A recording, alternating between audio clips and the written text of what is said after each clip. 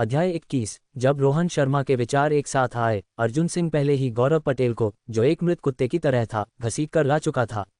उसकी प्राण शक्ति का विस्फोट हुआ, जिससे उसकी पकड़ में मौजूद व्यक्ति को घुटने टेकने के लिए मजबूर होना पड़ा। उसने उसके बाल पकड़कर उसे स्थिर किया, इस दिशा का सामना करवाते हुए। इंद्रप्रस्थ नगर, वर्मा निवास। इस समय इंद्रप्रस्थ नगर के 3 प्रमुख परिवारों में से एक, वर्मा निवास, लोगों की भीड़ से गुलजार था। चारों ओर लोगों का कोलाहल था। इसका कारण स्वाभाविक रूप से इंद्रप्रस्थ विश्वकर्मा परीक्षा का भव्य आयोजन था, जो वर्मा निवास में होने वाला था।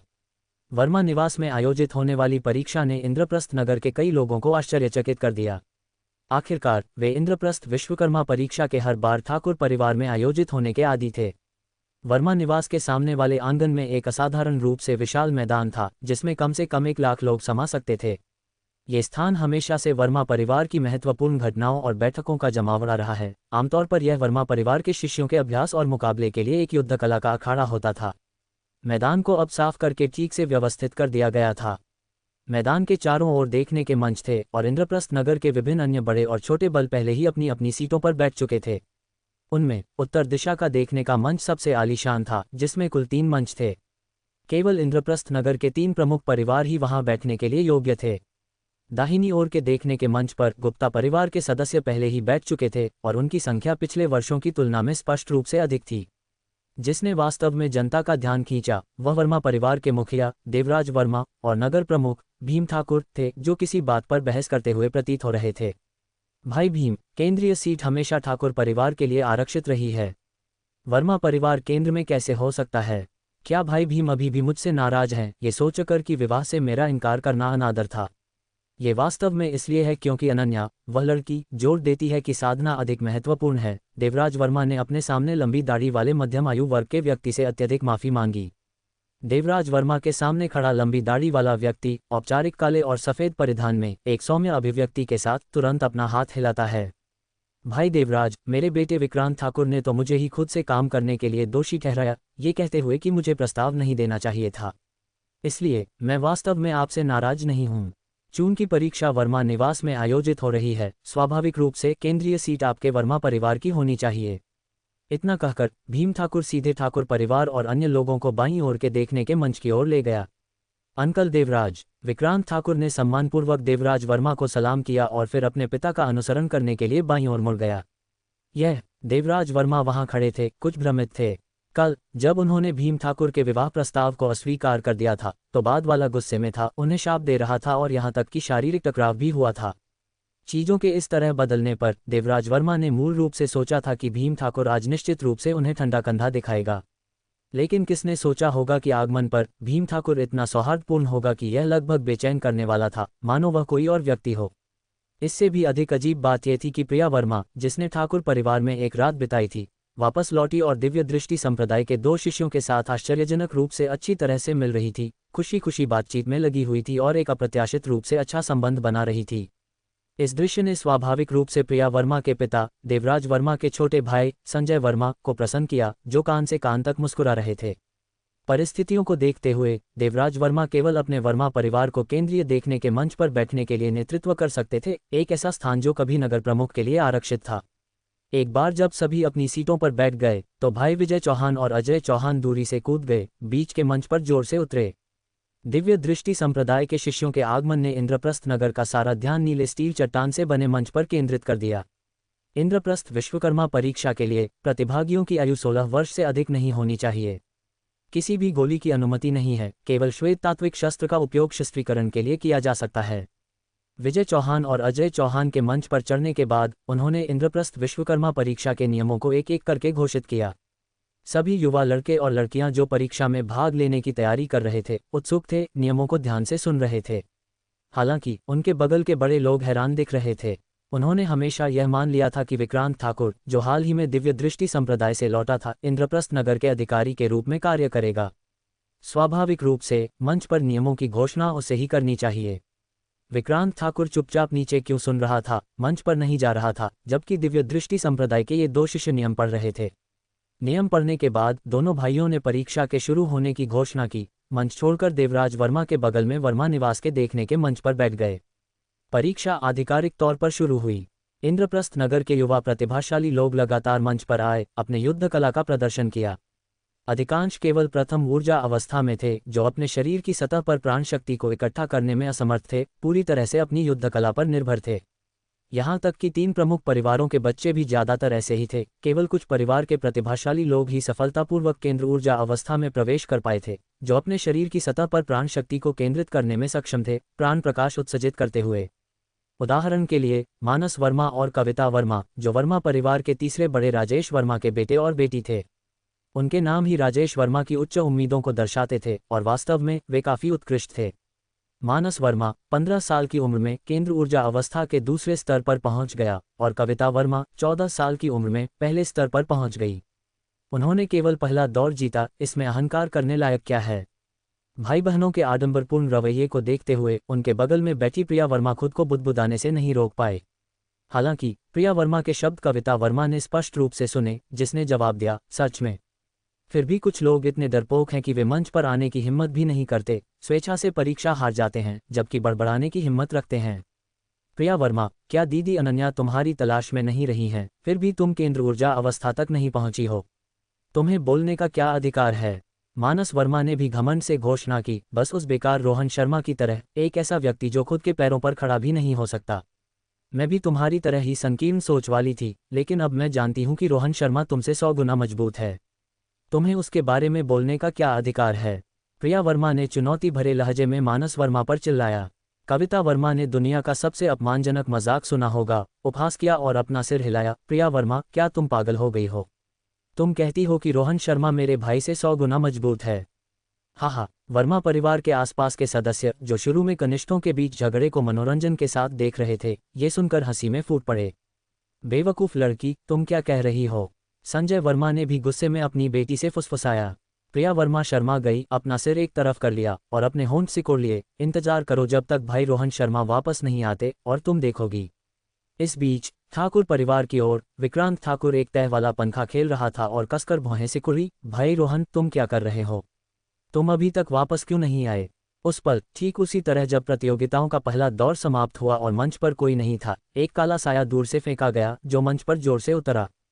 क्या? तुरंत उपस्थित सभी लोग चौंक गए, क्योंकि मंच पर जो उतरा वह एक भयावह चेहरे वाले व्यक्ति का शव था। साथ ही एक आकृति दक्षिणी देखने के मंच के मार्ग से मंच की ओर चली। जब वह मंच पर खड़ा हुआ तो उसने गुप्ता परिवार के देखने के मंच की दिशा में मुस्कुराया। अरे महादंड संप्रदाय, क्या तुम इस आदमी को पहचानते हो?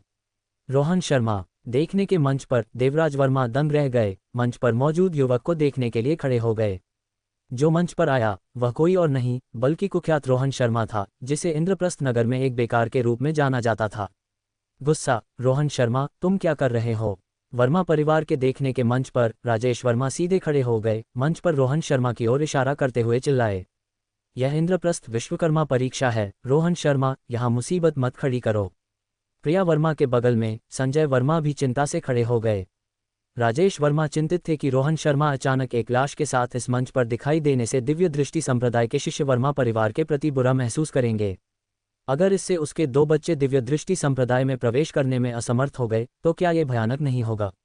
इसी तरह अपनी बेटी को दिव्य दृष्टि संप्रदाय के शिष्यों के साथ अच्छी तरह से मिलते हुए देखकर संजय वर्मा भी चिंतित थे कि रोहन शर्मा का अचानक दिखना दिव्य दृष्टि संप्रदाय के 2 शिष्यों को नाराज कर देगा। बेकार रोहन, जल्दी नीचे उतरो, तुम ऊपर क्या कर रहे हो? यह आदमी इस समय चेहरा खो रहा है, वह मंच पर क्यों है? इस समय वर्मा परिवार के देखने के मंच पर कई लोगों ने अपनी घृणा व्यक्त की, पूरी तरह से वर्मा परिवार की प्रतिष्ठा पर ध्यान केंद्रित करते हुए।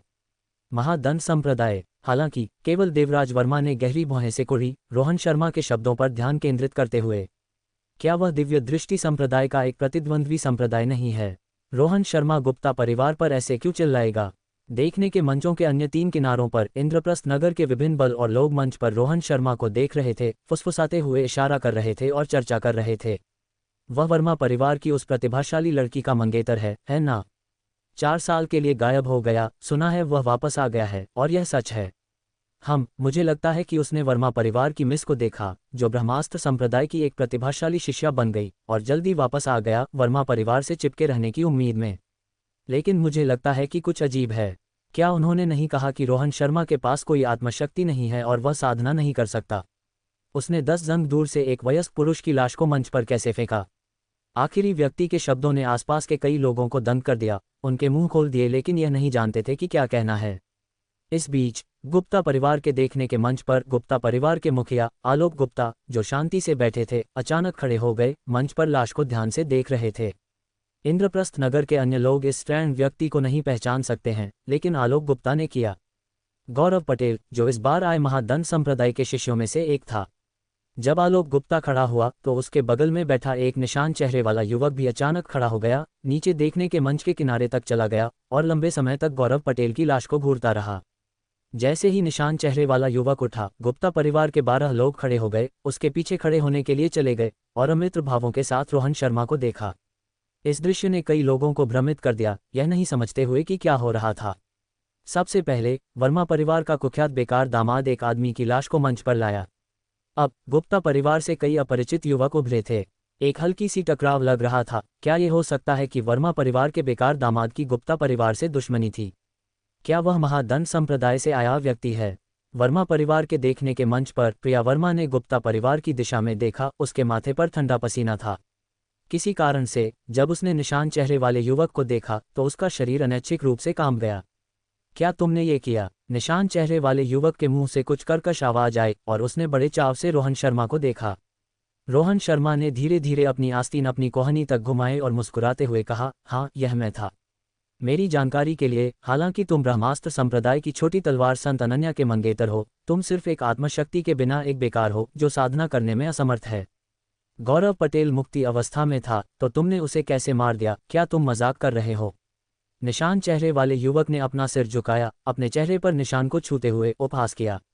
मुक्ति अवस्था? निशान चेहरे वाले युवक के शब्दों ने आसपास के सभी लोगों को चुप्पी में छोड़ दिया। वे सभी सदमे में रोहन शर्मा के पैरों की ओर देख रहे थे, जहां लाश मंच पर पड़ी थी। वे मुश्किल से विश्वास कर सकते थे कि मंच पर मृत व्यक्ति वास्तव में मुक्ति अवस्था में था। इतना डींग मारना कि तुम इसे वापस करने से डरते नहीं हो, ये बेकार मुक्ति अवस्था को मारने का दावा करने की हिम्मत करता है। वर्मा परिवार के देखने के मंच पर कविता वर्मा हैरान होकर व्यंग्यात्मक रूप से बोली। उसकी आवाज ढकी नहीं थी, असामान्य रूप से शांत माहौल में असाधारण रूप से जोर से बज रही थी। नहीं, नहीं, नहीं। अचानक निशान चेहरे वाले युवक ने दोनों हाथ उठाए, उन्हें बार बार हिलाते हुए। अगर तुम रोहन शर्मा हो तो यह वास्तव में संभव है। इस बिंदु पर निशान चेहरे वाले युवक ने रुका, मंच के ऊपर उस युवक की ओर इशारा करते हुए जो उसे देखकर मुस्कुरा रहा था। रोहन शर्मा, क्या तुम रोहन शर्मा हो? निशान चेहरे वाले युवक के शब्दों ने लोगों को और भ्रमित महसूस कराया और उसके पीछे के 12 व्यक्ति भी हैरान थे। इस समय रोहन शर्मा ने थोड़ा सिर हिलाया, निशान चेहरे वाले युवक की गंभीर अभिव्यक्ति से मेल खाते हुए, और कहा, हाँ, हा हा हा। रोहन शर्मा का जवाब सुनकर निशान चेहरे वाले युवक ने अपना सिर नीचे किया और जोर से हंसा। इस समय ठाकुर परिवार के देखने के मंच से एक स्वरूप स्थिति अवस्था आभा उमड़ पड़ी और विक्रांत ठाकुर मंच पर कूद गया। साथ ही वर्मा परिवार के देखने के मंच पर भाई विजय चौहान और अजय चौहान ने भी प्राण शक्ति के साथ विस्फोट किया। विक्रांत ठाकुर की तरह रोहन शर्मा के साथ जुड़ गए। भाई रोहन, वास्तव में क्या हो रहा है? महादंड संप्रदाय से एक मुक्ति अवस्था का शिष्य क्यों है? मंच पर पहुंचने के बाद विक्रांत ठाकुर कुछ चिंतित दिखते हुए रोहन शर्मा से उत्साह से पूछा। उसके बगल में विजय चौहान और अजय चौहान भी कुछ घबराए हुए दिखाई दिए। रोहन शर्मा ने तीनों की छाती पर मुक्का मारा, चिंता मत करो, ये केवल मुक्ति अवस्था है। तुम पहाड़ से जिंदा नीचे आए और मैं तुम्हें जिंदा वापस लाऊंगा, अपने दिल को स्थिर रखो। रोहन शर्मा के शब्दों को सुनने के बाद तीनों ने एक शांत करने वाली गोली ली। उनकी पहले से अराजक भावनाएं धीरे धीरे शांत हो गईं। हालांकि तीनों शांत हो गए, विक्रांत ठाकुर की आवाज उत्साहित और जोर से शांत नहीं थी। सभी ने इसे स्पष्ट रूप से सुना। क्या मैंने गलत सुना? विक्रांत ठाकुर ने उस बेकार को भाई कहा। तुमने गलत नहीं सुना, मैंने भी सुना। हमारे इंद्रप्रस्थ नगर का गौरव वास्तव में उस बेकार को भाई कहा। वास्तव में क्या चल रहा है? मैं पल भर में और भ्रमित हो रहा हूं। तुरंत पूरा मैदान शोर के साथ जीवंत हो गया। सभी आश्चर्य में मंच की ओर देख रहे थे। सर, यहाँ वास्तव में क्या हो रहा है? गुप्ता परिवार के देखने के मंच पर आलोक गुप्ता ने भी आश्चर्य से निशान चेहरे वाले युवक से पूछा। दिव्य दृष्टि संप्रदाय में हाल ही में एक तेजी से बढ़ता हुआ प्रतिभाशाली व्यक्ति है जो ब्रह्मास्त्र संप्रदाय की छोटी तलवार संत अनन्या के बराबर है, जिसमें एक भयानक रूप से मजबूत काया है, जो नंगे हाथों से सशस्त्र आदिशक्ति शस्त्र के खिलाफ लड़ने में सक्षम है। नियमित मुक्ति अवस्था केवल उसके द्वारा दबाव डाला जा सकता है। उसके गुरु के कारण उसे युवा सम्राट कहा जाता है। जैसे ही निशान चेहरे वाला युवक बोलना शुरू हुआ, सभी स्वाभाविक रूप से शांत हो गए, ध्यान से सुन रहे थे। यहाँ के दर्शकों में मुख्य रूप से कुछ स्तर की साधना वाले व्यक्ति शामिल थे, और जैसे ही निशान चेहरे वाला युवक जानबूझकर अपनी आवाज़ कम किए बिना बोला, उन्होंने सब कुछ स्पष्ट रूप से सुना। फिर भी ये सुनकर एक भयानक संभावना पहले से ही उनके दिमाग में बन रही थी, क्योंकि उन्होंने धीरे धीरे अपनी निगाहें उस व्यक्ति की ओर निर्देशित की जिसे वे एक बेकार मानते थे। खुफिया गलत थी। इंद्रप्रस्थ नगर में दिव्य दृष्टि संप्रदाय अधिकारी वह विक्रांत बच्चा बिल्कुल नहीं है, बल्कि तुम। शब्द गिरने के बाद निशान चेहरे वाला युवक आगे बढ़ा। मुक्ति अवस्था की भयानक प्राण शक्ति उसके शरीर से उमड़ पड़ी। मंच पर लड़के की ओर एक भयंकर हवाई किक दी। युवा सम्राट रोहन शर्मा। प्राण शक्ति। खेल में की ताकत का मूल्य भी बदल गया है। अर्जुन सिंह से निकलने वाली प्राण शक्ति ने रोहन शर्मा को एक और संभावना के बारे में सोचने पर मजबूर कर दिया।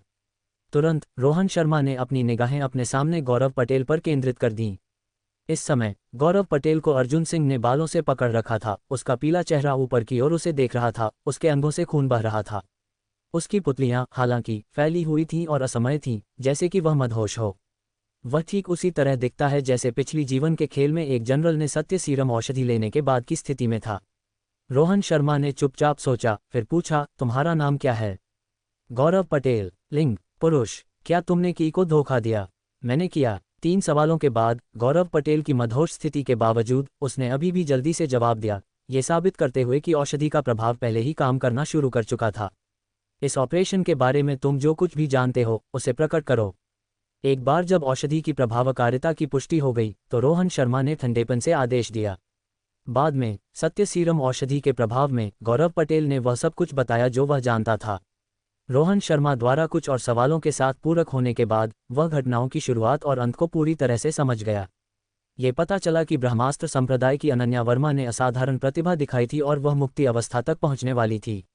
इसके अलावा अनन्या वर्मा की मुक्ति अवस्था में प्रवेश करने की विधि सामान्य प्राण योद्धा की विधि नहीं थी।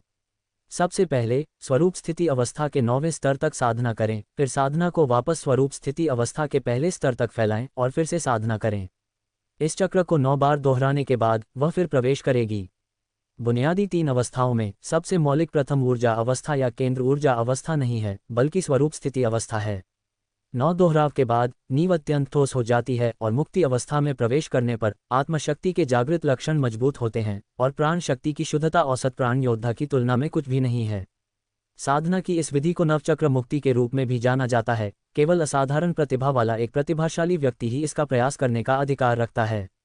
अनन्या वर्मा पहले ही नवचक्र मुक्ति पूरी कर चुकी थी और 7 दिनों में मुक्ति अवस्था में प्रवेश करने वाली थी। महादंड संप्रदाय स्वाभाविक रूप से ब्रह्मास्त्र संप्रदाय के साथ विरोध में ऐसे संप्रदाय को सफलतापूर्वक उठने की अनुमति नहीं दे सकता था। इसलिए उन्होंने गुप्ता परिवार के साथ गठबंधन किया, वर्मा परिवार को खत्म करने के लिए महान पुरस्कारों का वादा किया। मुक्ति अवस्था में प्रवेश करने के लिए मन की शांत स्थिति की आवश्यकता होती है, चिड़चिड़ापन और अशांति से बचना। यही कारण था कि अनन्या वर्मा अपनी सफलता बनाने के लिए 7 दिनों का इंतजार कर रही थी, क्योंकि उसे अपनी मनस्थिति को समायोजित करने की आवश्यकता थी ताकि यह सुनिश्चित हो सके कि वह चरम स्थिति में थी। अगर वे वर्मा परिवार को खत्म करने में सफल हो गए तो क्या अनन्या वर्मा सच्चाई जानने पर अपने मन की शांतिपूर्ण स्थिति बनाए रख सकती थी? महादंड संप्रदाय ने ब्रह्मास्त्र संप्रदाय की एक महिला शिष्य को भी रिश्वत दी, जो अनन्या वर्मा के करीबी दोस्त के रूप में दिखाई दी, उसकी करीबी वरिष्ठ बहन के रूप में, लेकिन सच्चाई में उससे बहुत ईर्ष्या करती थी। उसके विचारों में अगर अनन्या वर्मा का अचानक उद्भव नहीं होता तो वह ब्रह्मास्त्र संप्रदाय की उस महिला तलवार संत की शिष्या होती। इसलिए महादंड संप्रदाय ने ब्रह्मास्त्र संप्रदाय के एक अंदरूनी सूत्र का इस्तेमाल किया, इस महिला शिष्य के साथ मिलीभगत करते हुए अनन्या वर्मा को उसके अभिभावक कर्तव्य के दौरान वर्मा परिवार के उन्मूलन के बारे में सूचित करने के लिए, जबकि अनन्या वर्मा अपनी सफलता बना रही थी प्राण शक्ति संचारण का उपयोग करते हुए। भले ही अनन्या वर्मा ने खबर पर विश्वास नहीं किया, एक बार जब वह उभरी तो उसे सच्चाई का पता चलेगा और एक दिल का दानव लगाएगा। इसके अलावा महिला शिष्य को भागने के लिए महादंड संप्रदाय से 10,000 योजन छाया अन्वेषी यंत्र प्राप्त होगा। अनन्या ने नवचक्र मुक्ति पूरी कर ली है। वास्तव में प्रभावशाली, कोई आश्चर्य नहीं कि महादंड संप्रदाय ने उसे नष्ट करने का रास्ता खोजने की कोशिश की। रोहन शर्मा ने अनन्या वर्मा के नवचक्र मुक्ति को पूरा करने की खबर पर आश्चर्य व्यक्त किया। रोहन शर्मा भी नवचक्र मुक्ति का अभ्यास कर रहा था, लेकिन वह केवल दूसरे चक्र पर था। फिर उसने गौरव पटेल की ओर देखा, जो अपना सिर हिला रहा था, मदहोश और तिरस्कार से भरा हुआ, जानवरों से भी नीच गंदगी। उसके साथ रोहन शर्मा ने कुछ प्राण शक्ति को इकट्ठा किया जो कुछ हद तक ठीक हो गई थी। इसे अपनी हथेली में केंद्रित किया और प्रतिद्वंद्वी के माथे पर जोर से मारा। प्राण शक्ति, भयानक शारीरिक बल के साथ मिश्रित, तुरंत गौरव पटेल के मस्तिष्क और आंतरिक अंगों को एक लुगदी में चकनाचूर कर दिया। एक बार जब अर्जुन सिंह ने जाने दिया तो वह जमीन पर गिर गया। साथ ही भारी बख्तरबंद पैदल सेना जो बाहर फैल गई थी फिर से संगठित होने लगी, रोहन शर्मा के सामने सफाई से संरेखित हो गई, आदेशों की प्रतीक्षा कर रही थी। भारी बख्तरबंद पैदल सेना की 1000 पुरुष टीम को देखते हुए रोहन शर्मा ने युद्ध के मैदान को साफ करने के लिए विभिन्न आदेश जारी करना शुरू कर दिया। एक पल बाद रोहन शर्मा ने देखा कि जबकि ये सैनिक भी बदल गए थे, वे अर्जुन सिंह के समान नहीं थे। पिछली जीवन के खेल में अर्जुन सिंह इन सैनिकों की तरह एक आभासी कंप्यूटर चरित्र था जो पूरी तरह से रोहन शर्मा के खेल आदेशों का पालन करता था।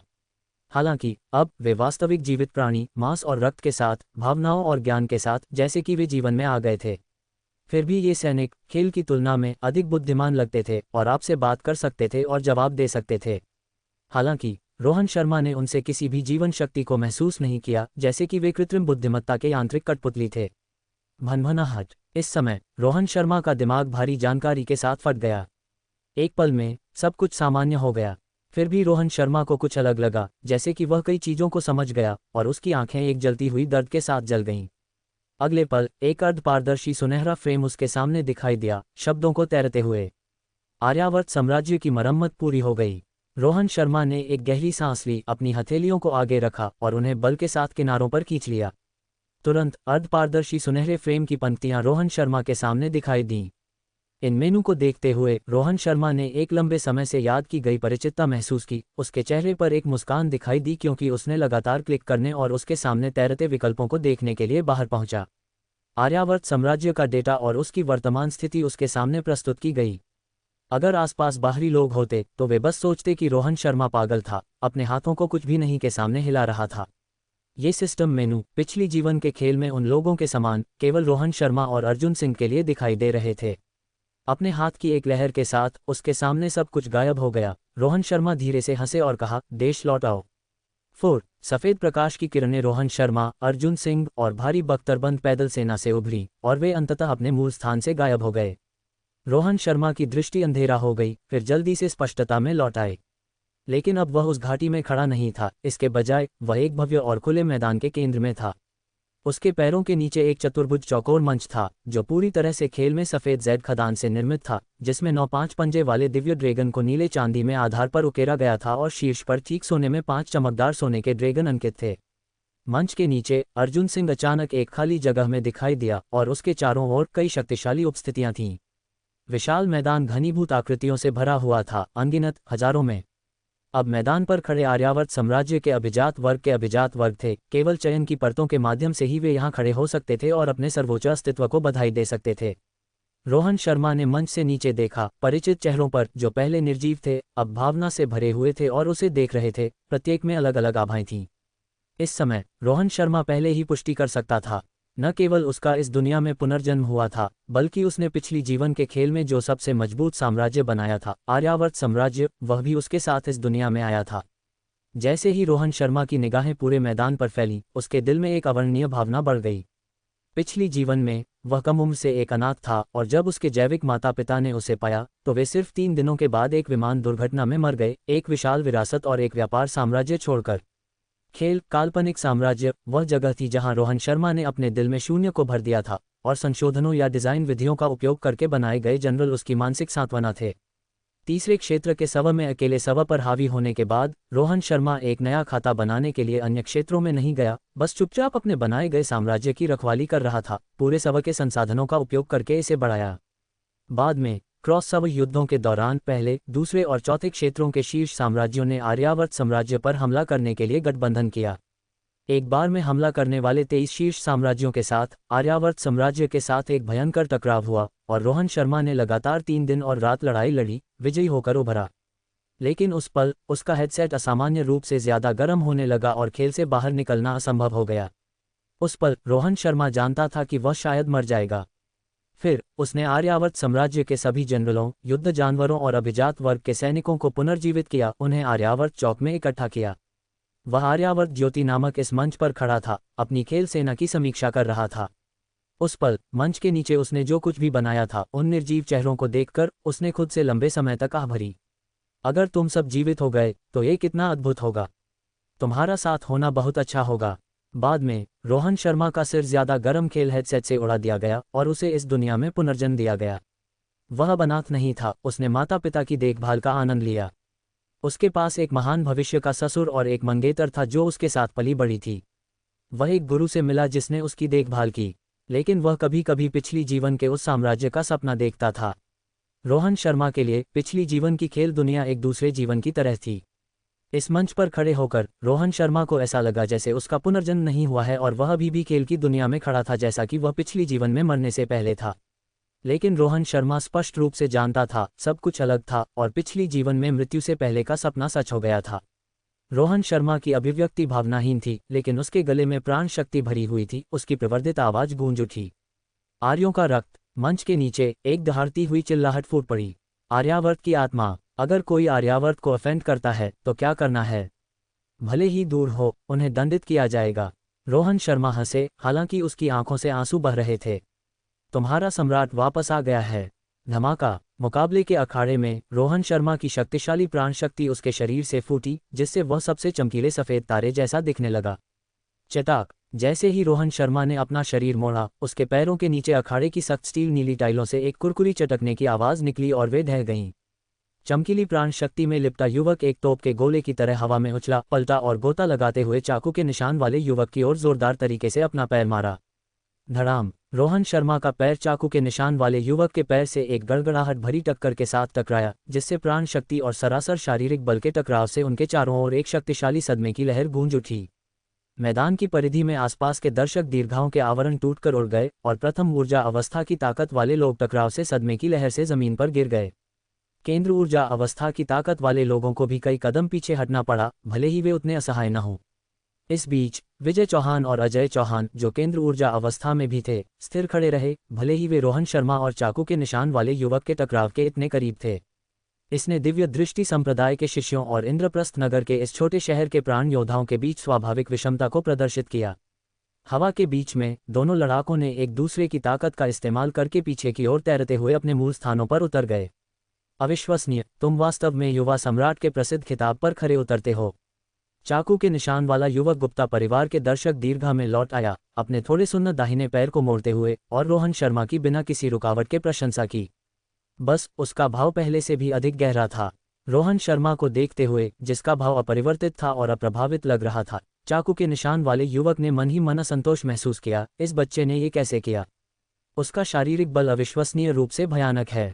वह युवा सम्राट के बारे में अफवाहों पर पहले उपहास करता था, ये सोचकर कि वे अतिरंजित कहानियां हैं, लेकिन अभी संक्षिप्त मुकाबले के बाद उसने महसूस किया कि रोहन शर्मा की शारीरिक क्षमता अफवाहों द्वारा वर्णित चीजों से अधिक थी।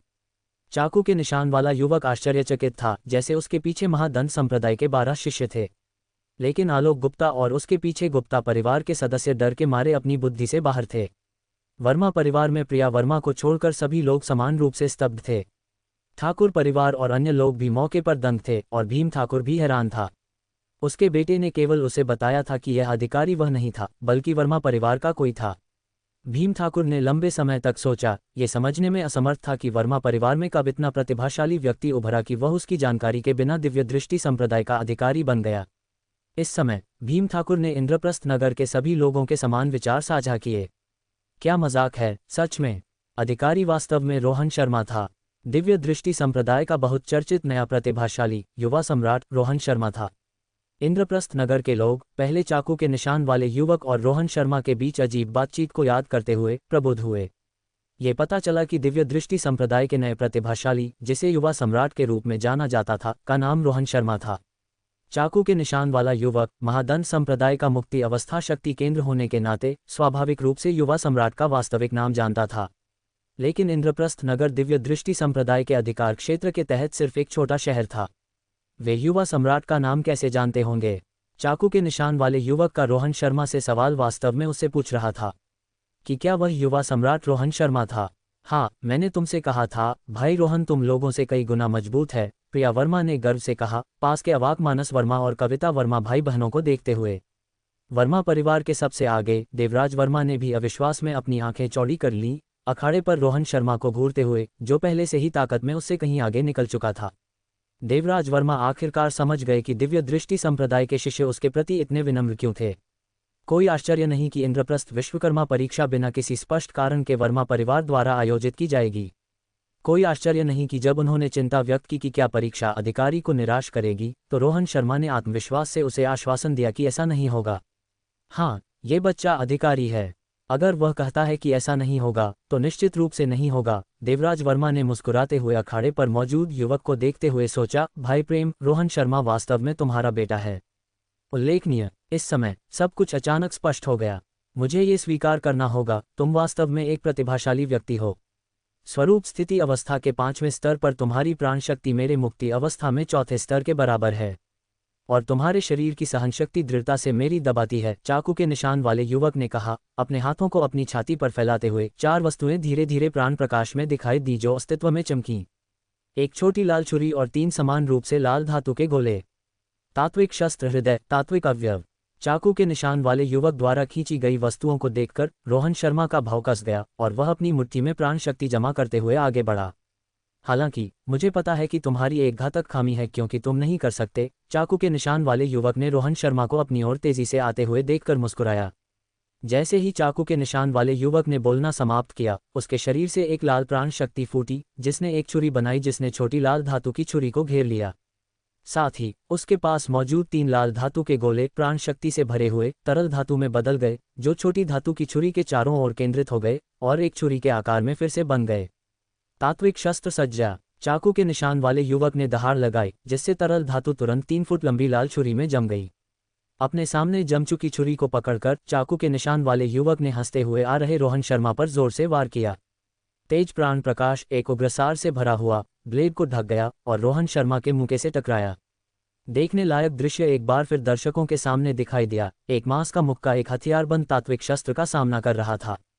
ये दिव्य दृष्टि संप्रदाय के युवा सम्राट की अथाह युद्ध शैली थी। ब्लेड रोहन शर्मा की मुट्ठी पर कटा, लेकिन मांस और रक्त की मुट्ठी पर एकमात्र निशान एक सफेद खरोंच था। उसने इसे रोक दिया। दर्शक मदद नहीं कर सके लेकिन चिल्लाए क्योंकि रोहन शर्मा ने चाकू के निशान वाले युवक के वार को रोकने के लिए अपनी नंगी मुट्ठी का इस्तेमाल किया। हाँ, चाकू के निशान वाले युवक ने पास के लड़के पर ठंडी मुस्कान दी। तुम मुक्ति अवस्था की सबसे बड़ी विशेषता को नहीं भूले, है ना, युवा सम्राट? रोहन शर्मा इन शब्दों को सुनकर रुका और देखा कि उसके सामने ब्लेड अचानक एक अंधा करने वाली धधकती लाल रोशनी के साथ भड़क उठी। धमाका, एक बहरा कर देने वाला विस्फोट हुआ क्योंकि चाकू के निशान वाले युवक के ब्लेड ने तीव्र लौ का एक विस्फोट बाहर निकाला, रोहन शर्मा को दूर उड़ा दिया। अप्रत्याशित विस्फोट ने रोहन शर्मा को आश्चर्यचकित कर दिया और उसे सीधे मारा, उसे अखाड़े पर वापस फेंक दिया। भाई रोहन, विक्रांत ठाकुर, विजय चौहान और अजय चौहान ने जल्दी से आगे बढ़कर रोहन शर्मा को जमीन से उठाने में मदद की। जैसे ही रोहन शर्मा उठा, उसने अपने बगल के तीनों को इशारा किया, कोई समस्या नहीं।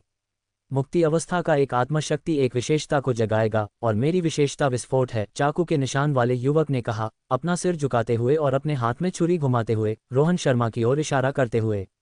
वैसे मुझे साझा करना पसंद है और युवा सम्राट को प्रताड़ित करने जैसी मजेदार चीजें स्वाभाविक रूप से साथी संप्रदाय भाइयों के साथ अनुभव की जानी चाहिए।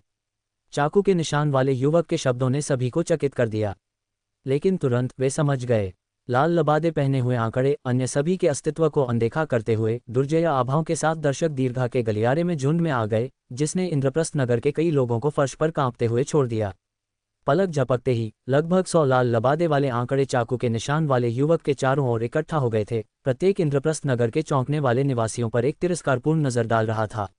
मैंने सुना है कि तुम्हारी युद्ध क्षमता कई लोगों को प्रभावित करती है, युवा सम्राट, लेकिन मेरे पास महादंड संप्रदाय के 6 मुक्ति अवस्था और 100 स्वरूप स्थिति अवस्था के शिष्य हैं। चाकू के निशान वाले युवक ने जोर से चिल्लाया, रोहन शर्मा को घूरते हुए।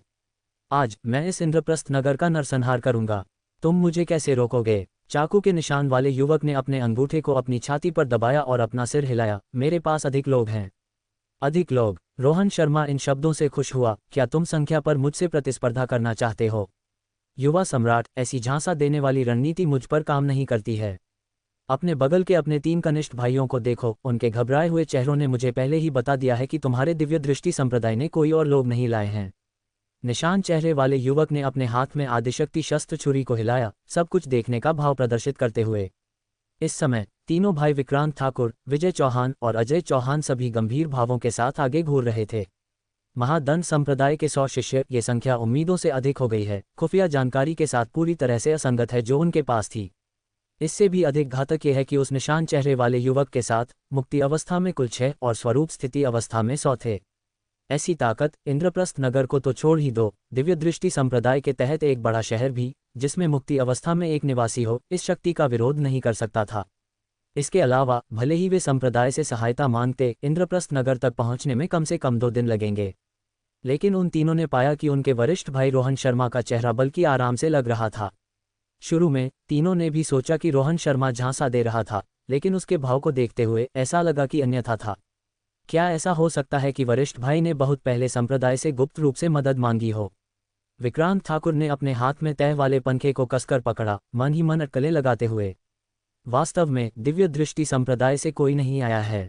रोहन शर्मा मुस्कुराया, उसकी प्राण शक्ति उसके शरीर से गायब हो गई, उसकी मांसपेशियां आराम कर रही थीं, न हिलने की तैयारी का एक आसन दिखा रहा था। लेकिन मेरे लोग आ गए हैं। तेज धूप आकाश में ऊंची थी, पूरे प्लाजा में तेज रोशनी डाल रही थी। लेकिन रोहन शर्मा के बोलने के बाद जमीन पर छोटी छायाएं दिखाई दी और वे फैलती रहीं। रोहन शर्मा के सामने की छाया सबसे तेजी से फैली, धीरे धीरे एक मानव आकृति का निर्माण किया। धड़ाम, जब धातु के जमीन से टकराने की आवाज आई, जिससे पत्थर बिखर गए, तो काले ड्रैगन चांदी के कवच में एक बहादुर आदमी रोहन शर्मा के सामने एक घुटने पर उतरा। धड़ाम धड़ाम धड़ाम धड़ाम, पूरे प्लाजा में लगातार भारी कवच के जमीन से टकराने की आवाज गूंज उठी, क्योंकि लंबी भाला चलाने वाले भारी बख्तरबंद सैनिक एक घुटने पर उतरे, रोहन शर्मा का सामना करते हुए। रोहन शर्मा के सामने घुटने टेकने वाला जनरल उसके पिछले जीवन के खेल में व्यक्तिगत गार्ड जनरल था, सबसे मजबूत विकासशील जनरल जिसे उसने बनाया था, अर्जुन सिंह। और उनके चारों ओर घुटने टेकने वाले भारी बख्तरबंद भाला चलाने वाले सैनिक खेल साम्राज्य में सबसे बुनियादी इकाइयों में से एक थे, भाला चलाने वाले। यहाँ तक कि सबसे निचले रैंक के सैनिकों के लिए भी रोहन शर्मा ने अपने पिछले जीवन में उन्हें सर्वश्रेष्ठ बनाने के लिए पैसा खर्च किया। भारी कवच प्रौद्योगिकी अधिकतम स्तर, रहस्यवादी भाला प्रौद्योगिकी अधिकतम स्तर, जीवन प्रौद्योगिकी अधिकतम स्तर, विशेषता प्रौद्योगिकी अधिकतम स्तर। रोहन शर्मा को बहुत गर्व और आत्मविश्वास था कि अगर ये दुनिया स्वरूप स्थिति अवस्था के प्राण योद्धाओं को एक सेना बनाने की अनुमति देती है, तो उसकी सबसे कम रैंक की सैनिक सेना सबसे मजबूत होगी। मुझसे अधिक संख्या में निकलने की कोशिश कर रहे हो। तुम्हारे पास 100 लोग हैं, मेरे पास 1000 हैं। उस निशान चेहरे वाले युवक को देखते हुए, जो कभी अजेय लग रहा था और अब कांप रहा था, रोहन शर्मा ने उपहास में हंसा, उसकी ओर इशारा करते हुए। सभी सैनिकों, वे मुझे मारना चाहते हैं। ऐसे लोगों के साथ हमें क्या करना चाहिए? रोहन शर्मा के बोलने के तुरंत बाद अर्जुन सिंह जमीन से उछल पड़ा, उसकी आंखें लाल, गुस्से में दहाड़ते हुए, भयानक, ये कमीना कहाँ से आया? महामहिम के प्रति ऐसा अनादरपूर्ण विचार रखने की हिम्मत करता है, हजारों कटों से मौत के लायक है। वास्तव में हजारों कटों से मौत के लायक है, और हमें उनके 9 परिवारों को खत्म कर देना चाहिए, उन्हें पूरी तरह से मिटा देना चाहिए। मारो। पागलपन के बिंदु तक क्रोधित अर्जुन सिंह ने तुरंत 1000 पुरुष बल का नेतृत्व किया, जो स्वर्ग से उतरा, स्टील की एक धारा में बदल गया, महादंड संप्रदाय और गुप्ता परिवार की ओर चार्ज करते हुए। एक पल में दोनों पक्ष एक साथ टकरा गए। केवल स्वरूप स्थिति अवस्था हिम्मत करते हैं। मुक्ति अवस्था में महादंड संप्रदाय का एक शिष्य अपने सामने सैनिक की ठंडी, भावनात्मक आंखों को देखता था। उसने मुक्ति अवस्था की दुर्जेय ताकत को बाहर निकाला, उसका आदिशक्ति शस्त्र सशस्त्र, और अपने सामने एक भाला चलाने वाले सैनिक पर जोर से वार किया। खनखनाहट। महादंड संप्रदाय का मुक्ति अवस्था शिष्य अपने खाली हाथों को अविश्वास में घूरता था, स्तब्ध। क्यों? मैं मुक्ति अवस्था में हूँ, फिर भी मैं एक स्वरूप स्थिति अवस्था के कवच को नहीं काट सकता, और मेरा आदिशक्ति शस्त्र दूर खटखटाया गया था। जिस सैनिक को उसने मारा था, जो जमीन से बेदाग उठ गया था, उसे घूरते हुए वह समझ नहीं सका। फूंक। अगले पल में कई भाले की नोकें एक साथ कई दिशाओं से आईं, उसके शरीर को ढालने वाली प्राण शक्ति को तोड़ते हुए और उसके मांस को छेदते हुए। महादंड संप्रदाय के अन्य शिष्य और गुप्ता परिवार के सदस्य समान रूप से भयभीत थे कि उनके सामने के सैनिक ठंडी, भावनात्मक आंखों के साथ स्टील राक्षसों की तरह थे। भाले उनकी सुरक्षात्मक प्राण शक्ति के माध्यम से आसानी से छेद करने के लिए पर्याप्त तेज थे, और कवच इतना मजबूत था कि उनके हमले सतह पर केवल एक सफेद निशान छोड़ सकते थे। इस समूह में सबसे मजबूत, निशान चेहरे वाला युवक अपनी छुरी को जंगली ढंग से घुमाता था। प्राण शक्ति एक ब्लेड में संघनित होती थी, जो लगातार अर्जुन सिंह पर वार करती थी। अर्जुन सिंह एक चांदी का भाला पकड़े हुए केवल एक भयंकर अभिव्यक्ति के साथ निशान चेहरे वाले युवक की ओर चला गया। प्राण शक्ति ब्लेड को चकमा नहीं दे रहा था, उन्हें उस पर विस्फोट करने दे रहा था। हालांकि ये दुर्जय हमला केवल अर्जुन सिंह के चारों ओर घूमते हुए काले धुएं में बदल गया, धीरे धीरे गायब हो गया। असंभव, ये कैसे संभव हो सकता है? निशान चेहरे वाले युवक ने अर्जुन सिंह को देखा, जो उसके पास चला गया था, निराशा से प्रतिरोध छोड़ रहा था, उसके हाथ में छुरी को जमीन पर गिराने दे रहा था और फिर एक छोटी लाल चाकू और धातु की गेंद में विघटित हो गया। अपने चेहरे पर तिरस्कार के साथ खाली और खोए हुए निशान चेहरे वाले युवक को घूरते हुए अर्जुन सिंह ने कहा, तुम कचरा शाही शक्ति को अफेंड करने की हिम्मत करते हो, मौत के दोषी। उसके साथ अर्जुन सिंह ने अपना भला उठाया और निशान चेहरे वाले युवक के दिल के माध्यम से छेद दिया। इस उतरती सेना ने सभी मोर्चों पर महादंड संप्रदाय के शिष्यों और गुप्ता परिवार के सदस्यों को कुचल दिया। जब महादंड संप्रदाय के लोग एक के बाद एक दिखाई दिए, ये दावा करते हुए कि वे शहर का नरसंहार करेंगे, तो उपस्थित लोग निराशा और डर में डूब गए। लेकिन तुरंत रोहन शर्मा के आदेशों का पालन करने वाली सेना ने इस डर को आसानी से तोड़ दिया। आज मौसम वास्तव में अच्छा है, देवराज वर्मा ने आकाश की ओर देखा, धीरे से बुदबुदाते हुए।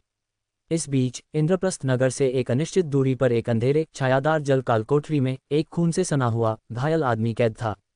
जल कालकोठरी के बाहर एक खूबसूरत महिला खड़ी थी, उसकी आंखें आंसुओं से भरी हुई थीं क्योंकि उसने अंदर के आदमी को देखा। भाई प्रेम, मुझे क्या करना चाहिए? मुझे वापस आने का इतना पछतावा है। कोई कठिनाई बहुत बड़ी नहीं है, वे मेरी जान नहीं लेंगे। लेकिन छोटी मेघा, वे जो कुछ भी कहें, अगर यह रोहन के आत्मशक्ति को ठीक कर सकता है तो सहमत मत होना, उन्हें रोहन के ठिकाने मत बताना। मैं बल्कि वह एक अपंग हो जाए, एक सामान्य जीवन जी रहा हो, इससे बेहतर है कि मेरे बेटे को इसमें शामिल होने दिया जाए। महिला लगातार सिर हिलाती रही, उसकी आंखें दुख और लालसा से भरी थीं। मुझे आश्चर्य है कि रोहन अब कैसा कर रहा है। वर्मा परिवार के परिषद हॉल में इंद्रप्रस्थ नगर के महत्वपूर्ण व्यक्ति एक युवक के चारों ओर चापलूसी भरी मुस्कान के साथ घिरे हुए थे, उसे चाय की पेशकश कर रहे थे, उसके कंधों और पैरों की मालिश कर रहे थे।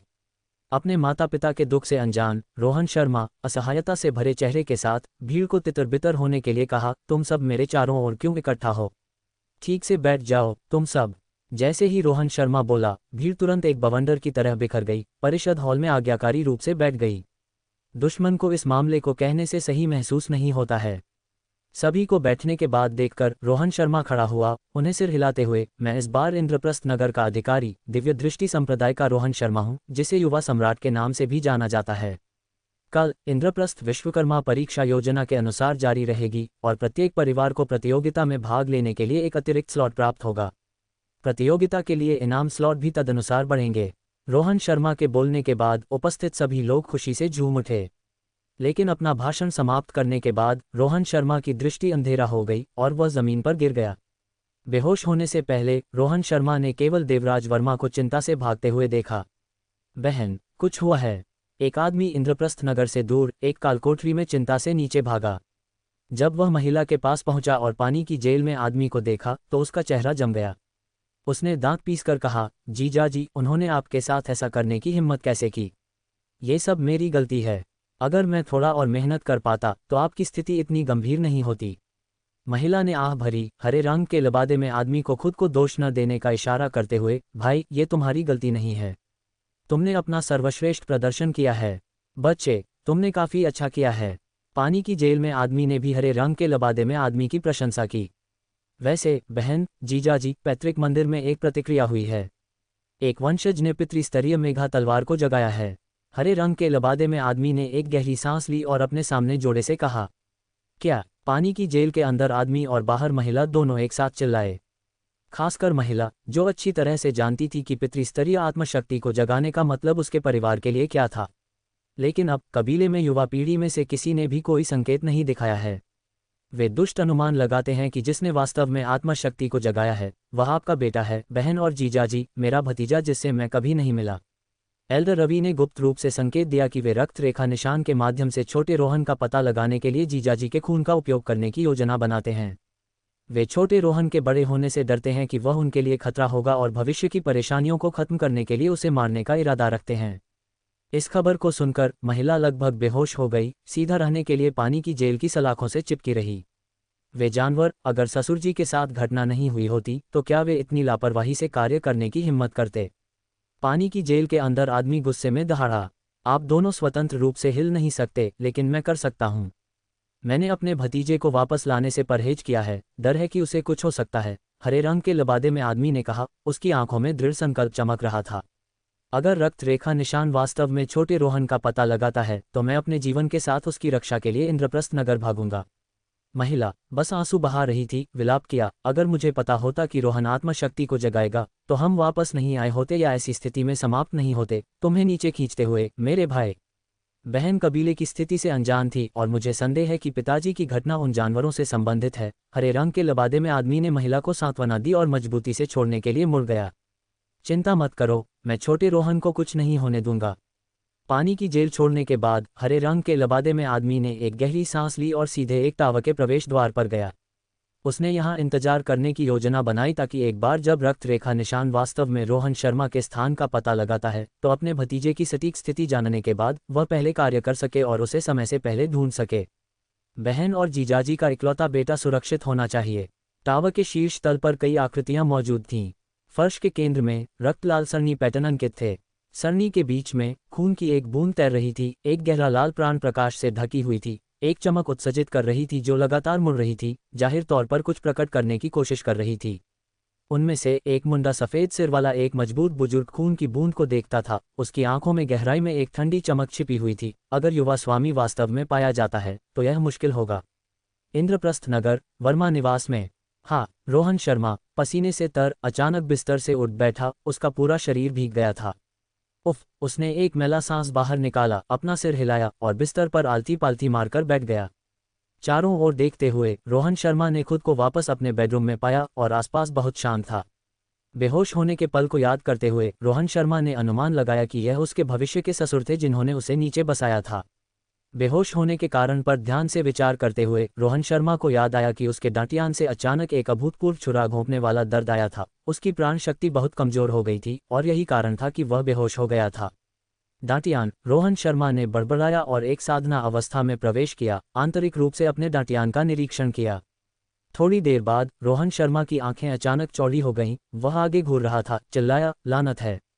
अपने दांटियान का निरीक्षण करने के बाद रोहन शर्मा को आश्चर्य हुआ कि उसके दांटियान में मुड़ते हुए सफेद भंवर के ऊपर दो तलवारें दिखाई दी थीं।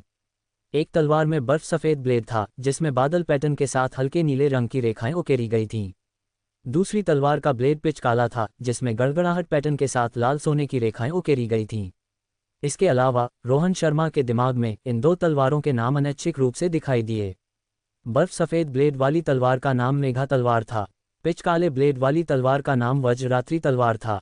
बिस्तर पर बैठे यह नहीं समझते हुए कि क्या हो रहा था, रोहन शर्मा ने एक पल के लिए सोचा और फिर आगे घूर गया। देश लौट आओ। दो शब्द रोहन शर्मा के मुंह से फूटे और उसका पूरा शरीर तुरंत एक आभासी सफेद रोशनी से लिपटा गया, मौके से गायब हो गया। एक विशाल, पूरी तरह से सफेद विस्तृत स्थान में यह अंतहीन लग रहा था। इस स्थान के भीतर एक अकल्पनीय रूप से बड़ा ग्रह तैर रहा था। 6 विशाल महासागर, 18 विशाल महाद्वीप। ये पूरा ग्रह आर्यावर्त साम्राज्य था। सबसे बड़े महाद्वीपों के बीच भव्य शाही शहर के भीतर इंद्रप्रस्थ नगर से 100 गुना बड़ा एक शाही महल खड़ा था जिसमें अनगिनत बख्तरबंद गार्ड गश्त कर रहे थे। महल के केंद्रीय आर्यावर्त राजभवन में रोहन शर्मा हवा से बाहर दिखाई दिया। परिचित ड्रैगन सिंहासन पर बैठा आदेश जारी करने के लिए एक मेनू को बुला रहा था। झटके से हॉल के बाहर एक सफेद रोशनी चमकी और अर्जुन सिंह की आकृति पहले दिखाई दी। हॉल में कदम रखा और रोहन शर्मा के सामने एक घुटने पर बैठा जो सिंहासन पर ऊंचा बैठा था। व्यक्तिगत गार्ड जनरल अर्जुन सिंह, आपके आदेश पर। हम दूसरों की प्रतीक्षा करो। रोहन शर्मा ने थोड़ा अपना हाथ उठाया, अर्जुन सिंह को उठने का इशारा करते हुए। हाँ, जवाब देते हुए अर्जुन सिंह सीधे खड़े होकर एक तरफ खड़ा हो गया। सफेद रोशनी का एक और रूप और एक आकृति हॉल के बाहर से अंदर आए।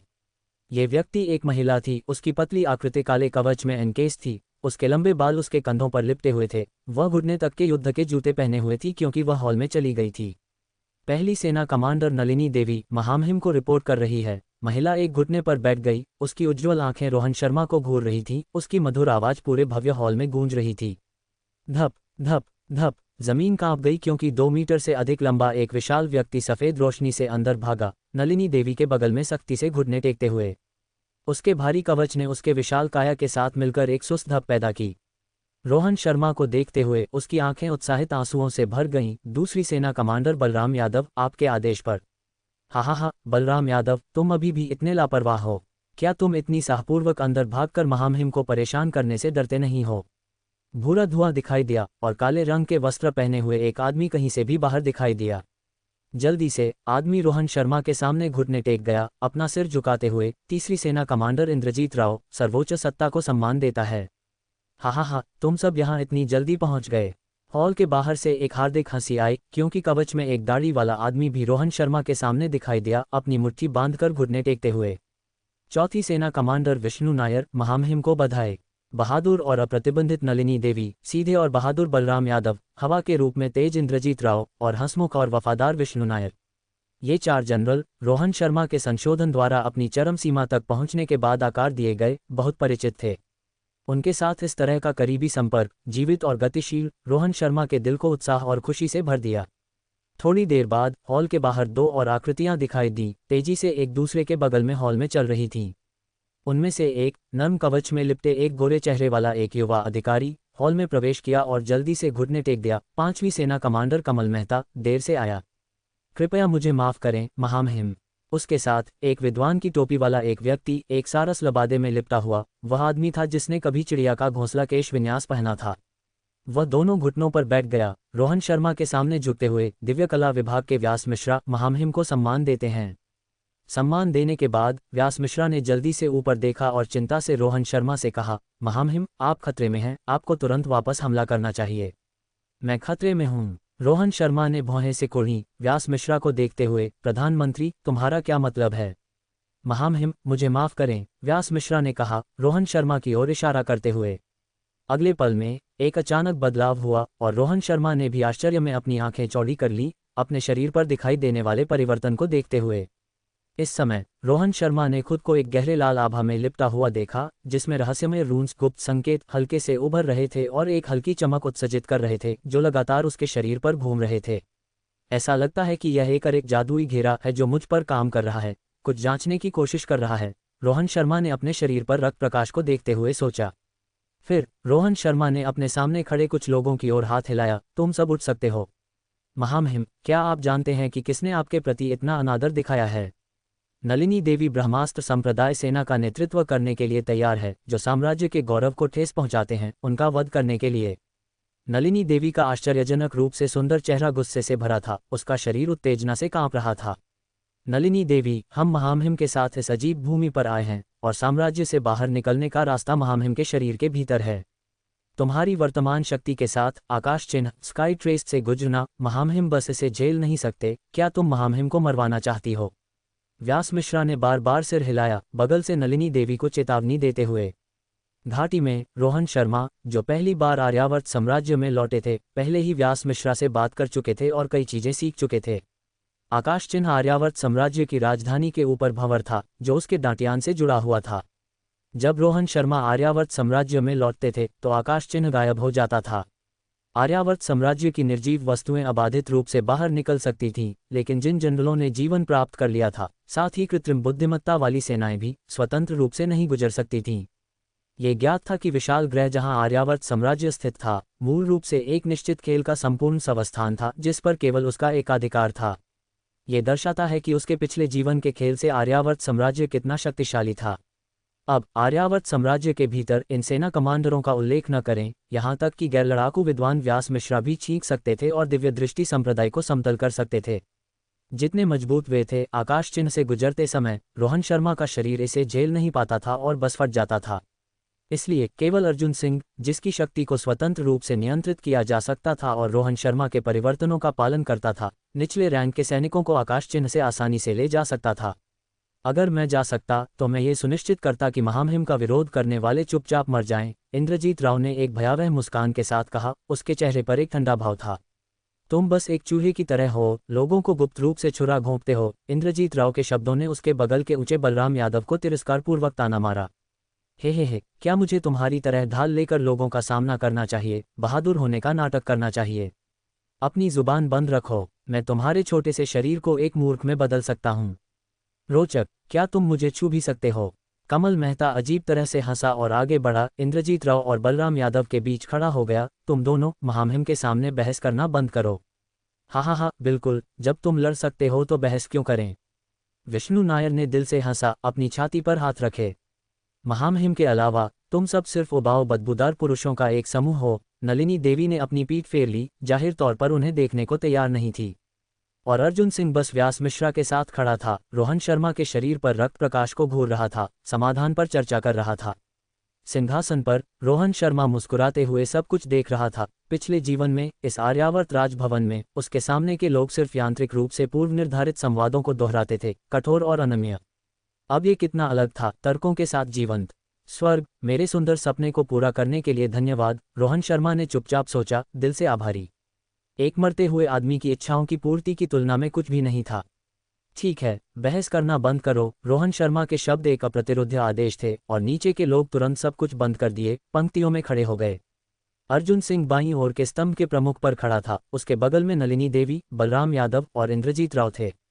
व्यास मिश्रा दाईं ओर के स्तंभ के प्रमुख पर खड़ा था, उसके बगल में विष्णु नायर और कमल मेहता थे। इस दुनिया में मेरे डेटा के माध्यम से प्रधानमंत्री ने काफ़ी शोध किया होगा। अब जब मेरी आत्मशक्ति जागृत हो गई है तो क्या हम ये निर्धारित कर सकते हैं कि क्या हो रहा है? रोहन शर्मा ने ड्रैगन कुर्सी पर ऊंचा बैठा व्यास मिश्रा को देखते हुए पूछा। व्यास मिश्रा ने एक कदम आगे बढ़ाया, अपने हाथ जोड़े और कहा, महामहिम, आत्मशक्ति आत्मा पर आधारित है और चूंकि महामहिम इस दुनिया में पुनर्जन्म लेते हैं, आत्मा ने 2 जीवनकाल का अनुभव किया है, इस प्रकार स्वाभाविक रूप से एक दोहरी जन्मी आत्मशक्ति। साम्राज्य पूरी तरह से मरम्मत किया गया है, राष्ट्र के गौरव को अरे द्वारा नियंत्रित किया जाता है और अब विलंबित नहीं होता है, महामहिम के शरीर को दबाता है, आत्मशक्ति स्वाभाविक रूप से जागृत होती है।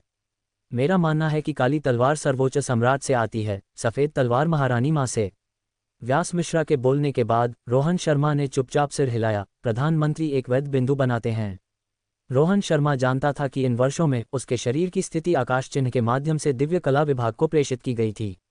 सख्ती से कहें तो व्यास मिश्रा रोहन शर्मा से भी बेहतर उसकी शारीरिक स्थिति को समझता था। दिव्य कला विभाग, आर्यावर्त साम्राज्य की प्रौद्योगिकी का अनुसंधान केंद्र, पिछले जीवन के खेल में सभी तकनीकी विकास, साम्राज्य को उन्नत करने, जनरलों को बदलने और बहुत कुछ का स्रोत था। आर्यावर्त साम्राज्य के प्रधानमंत्री व्यास मिश्रा ने दिव्य कला विभाग का प्रबंधन किया, जिसके तहत 1 अरब दिव्य कला विद्वानों की स्टैगरिंग संख्या थी, जो सभी प्रकार की प्रौद्योगिकी पर शोध कर रहे थे। पिछले जीवन में अन्य सर्वरों के खिलाफ महाकाव्य राष्ट्रीय युद्ध के दौरान हालांकि आर्यावर्त साम्राज्य ने एक महान जीत हासिल की, ये भी तबाह हो गया था। टूटा हुआ आर्यावर्त साम्राज्य इस दुनिया में उसके पार आने के बाद उसका अनुसरण करता था और व्यास मिश्रा जैसे आभासी अस्तित्व जो प्रक्रियाओं के अनुसार कार्य करते थे ने पूरी तरह से जीवन प्राप्त किया। दिव्य कला विभाग का प्रबंधन करने वाले के रूप में व्यास मिश्रा ने आर्यावर्त साम्राज्य की मरम्मत की अध्यक्षता की। टूटे हुए आर्यावर्त साम्राज्य के अरे को 70% तक नुकसान हुआ था। विलंबित राष्ट्रीय प्रतिष्ठा और युद्ध से अवशिष्ट बलों को रोहन शर्मा को प्रभावित करने से रोकने के लिए व्यास मिश्रा ने आर्यावर्त साम्राज्य को सील कर दिया। जब तक इसे एक नियंत्रणीय स्थिति में मरम्मत नहीं किया गया, तब तक आकाश चिन्ह खोला गया, जिससे रोहन शर्मा को साधना करने की अनुमति मिली। उसी समय जब रोहन शर्मा को कुछ चाहिए होता था तो उसकी इच्छा आर्यावर्त साम्राज्य में उतरती थी। इस बिंदु पर व्यास मिश्रा आकाश चिन्ह के माध्यम से रोहन शर्मा की स्थिति के लिए उपयुक्त वस्तुओं को प्रेषित करता था। मरम्मत प्रक्रिया के दौरान पार आने के कारण साम्राज्य की मुद्रा भी प्राण क्रिस्टल में बदल गई थी। उच्च गुणवत्ता वाले प्राण क्रिस्टल सभी साम्राज्य की मरम्मत के लिए उपयोग किए गए थे, केवल एक अंतिम टुकड़े की कमी थी। कम स्तरीय प्राण क्रिस्टल को उच्च स्तरीय लोगों में संघनित करने के लिए प्रौद्योगिकी का उपयोग करने में शायद 3 से 4 साल और लगेंगे। लेकिन तभी रोहन शर्मा को अपने माता पिता द्वारा छोड़ा गया संत प्राण क्रिस्टल प्राप्त हुआ। इसे आर्यावर्त साम्राज्य में फेंक दिया गया, जिससे मरम्मत का समय बहुत कम हो गया। कल व्यास मिश्रा ने 3 सूक्ष्म दोषों को सिद्ध करने के बाद आर्यावर्त साम्राज्य को अंततः मरम्मत किया गया। पूरी तरह से नियंत्रणीय आर्यावर्त साम्राज्य ने रोहन शर्मा के शरीर पर अपना दमन खो दिया, स्वाभाविक रूप से आत्मशक्ति को जगाया। आखिरकार शुरू से अंत तक आर्यावर्त साम्राज्य उसका साम्राज्य था, आत्मशक्ति नहीं। जब रोहन शर्मा ने ये सब व्यास मिश्रा के मुंह से सीखा तो वह डर गया था। अगर पिछले जीवन में मरने से पहले 1 अरब संपत्तियों के सन की खर्च के लिए नहीं होता तो स्टोप्रॉप्स का उपयोग करके सभी गिरे हुए जनरलों, युद्ध जानवरों, सैनिकों और अन्य इकाइयों को पुनर्जीवित करने के लिए इतनी बड़ी संख्या में लोग होते। प्रचुर संसाधनों के साथ भी सब युद्ध के ठीक बाद की संख्या के आधार पर मरम्मत में कम से कम 10,000 साल लगेंगे। क्या मेरे शरीर की जांच कर रहे इस अरे को हल करने का कोई तरीका है? रोहन शर्मा ड्रैगन कुर्सी से उठे, अपने हाथ व्यास मिश्रा की ओर फैलाए और पूछा, क्या काउंटरशार्प रणनीति का उपयोग किया जा सकता है? व्यास मिश्रा ने रोहन शर्मा को झुकाया, उसके चेहरे पर एक आत्मविश्वास भरी मुस्कान थी। निश्चिंत रहें महामहिम, हमारे दिव्य कला विभाग की शक्ति के साथ 10 में से पूरे 10 का आत्मविश्वास है कि काउंटरशार्प रणनीति के माध्यम से जो लोग महामहिम की जांच के लिए अरे शार्प का उपयोग कर रहे हैं वे अचानक मर जाएंगे। रोहन शर्मा ड्रैगन कुर्सी के मंच से नीचे उतरे, अपने हाथों को अपनी पीठ के पीछे रखते हुए आर्यावर्त राजभवन के बाहर की ओर उनके बीच से गुजरते हुए चलो दिव्य कला विभाग चलते हैं, इस अज्ञात दुश्मन को एक आश्चर्य देते हैं। आर्यावर्त राजभवन छोड़ने के बाद रोहन शर्मा और उसके साथियों पर एक सफ़ेद रोशनी दिखाई दी और वे तुरंत गायब हो गए।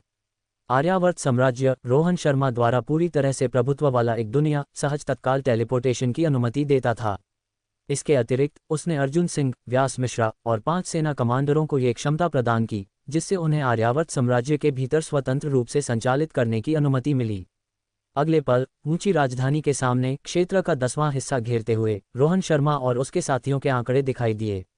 उड़ान गलियारों के साथ जुड़ी अनगिनत ऊंची इमारतें, जटिल यांत्रिक उपकरण हर जगह देखे जा सकते थे। इस तंत्र से भरे वास्तुशिल्प परिसर के भीतर विद्वान इधर उधर चलते थे, अज्ञात विषयों पर चर्चा करते थे।